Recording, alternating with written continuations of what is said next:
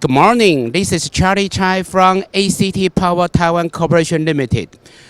Welcome to InfoComm. And let me introduce you our over IP series, okay? So this year we introduce you a KVM over IP. Also, it works for AV over IP too, for a 4K60 resolution.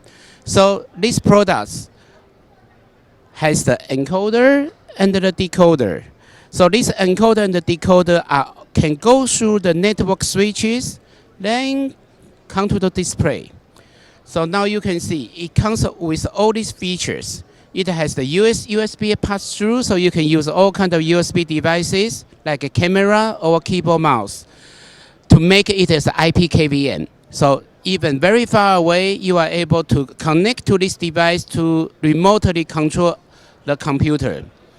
And it has the Gigabit network, very low latency, very fast, very low latency, okay?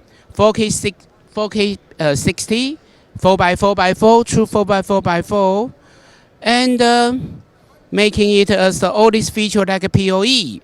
The PoE means power over Ethernet. I think this is a very important application for everybody. Okay, so if you need more information about us, please visit our website, www.actpower.com.tw. Thank you.